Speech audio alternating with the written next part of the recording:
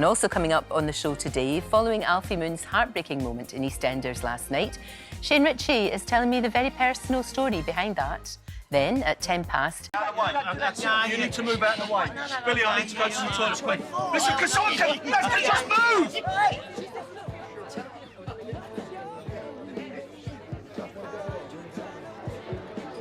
What sort of bloke can't control his own bladder? Well, a bloke who's been having difficult cancer treatment every day for the past month. And I know it's happening, but I can't stop it. I just see Ian and Billy and Paddy just laughing at me, you know, and I'm thinking, is this the way it is now? Is this the bloke I'm going to be? Well, Shane Richie joins me now alongside Dr. Hilary. Shane, I watched that last night and it was so blinking sad. And actually, I think it was really good that you did that scene. I know you really wanted to show that he wets himself, the poor soul, he can't help it. Yeah, I mean, this was a storyline that I wasn't expecting to do. I was brought up to the office by our boss, Chris Clenshaw, who's doing a fantastic job, you know, with the big Christmas storyline they did. So this was going to run alongside it. And funny enough, the week he brought me up, I go for a men's health check. I'm sure the doctor here will recommend it for all men. And so once a year I go for a men's health check and everything was fine. And 2 days later I got a phone call, would I go up and see Chris, our boss? And we sat down and I'm thinking he's going to talk about Cat and Alfie or a future storyline. And he said, how do you feel about doing a storyline where Alfie and prostate cancer? And I was like, thinking, oh my God, only 2 days previous I'd been for a men's health check. So that was a bit of a shock out of the blue. And then playing that story, now it has been a slow burner. And then the more we spoke about it, the more research I did. We got to meet nurses from Macmillan, of course, the charity. And we got to meet certain gentlemen that had gone through this particular disease. So when the story was put to me, I had a friend of mine recently who'd just gone through prostate cancer and treatment.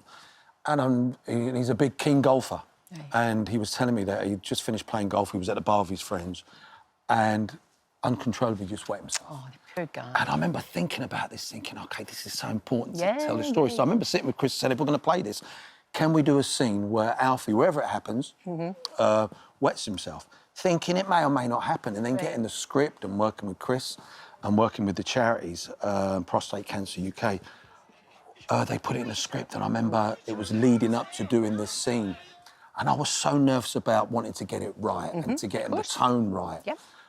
So and I think we're doing the story justice. I like to think we... No, you are, and it's a wonderful thing, isn't it, Hilary? And it's really that's important. what makes it so real, because sadly, that's what happens with this, you know. Look, it's the commonest cancer of all in men. 52,000 cases every year, 12,000 deaths.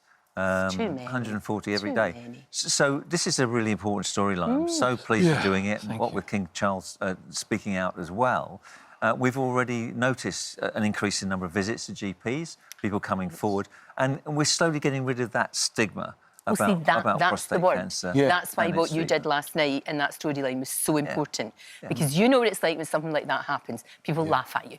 Or they go, oh, and it's all embarrassed, and it's all, oh, my God, and all of that. And you've actually shown that, hey, so what? This is what happens. This is the reality of the situation. And also the way the story starts to play out, and certainly tonight's episode where Alfie's kind of kept it to himself. And I think men in general are very much like that, especially when it comes to something like prostate, because we know what part of the body it affects and we know what sort of examination you may or may not need. And it can affect your sex life. And Alfie talks about that tonight, and how he talks about feeling less of a man. And then Kelly Bright, who wonderfully plays Linda, says, you know, a man is not just justified by his sex life, or, you know, and the fact that we're shining a light on this particular cancer in men, I think is really important. It's really important. And it's a bit like the parallel that we have with breast cancer and women having mastectomies. They're still the woman that they've always been. But they need that treatment. And the same with prostate cancer treatment. Yes, it might involve surgery, it might involve radiotherapy or chemotherapy, hormone treatment, but you're no less of a man. You're having treatment for a cancer. And yes, you can get temporary incontinence, you can get ED problems, erectile dysfunction. Usually it's temporary, usually there's a way around that. So it's all dealable with. You know, counselling is part of the treatment these days. The more men start to open up about it and talk about it, as you will be in the show tonight, well, exactly. the better. That's what's good. I mean, obviously with King Charles, it's an enlarged prostate that he's got. It's a benign one, yeah. And it's benign. So, but at the same time, it's still saying to people, you know, saying to men, the King got checked out, you know, and watching something. I mean, a storyline like this on EastEnders does so much more because we identify with your characters. You said it's been a slow burn, it's not come out of nowhere. No. And how he's had to deal with it.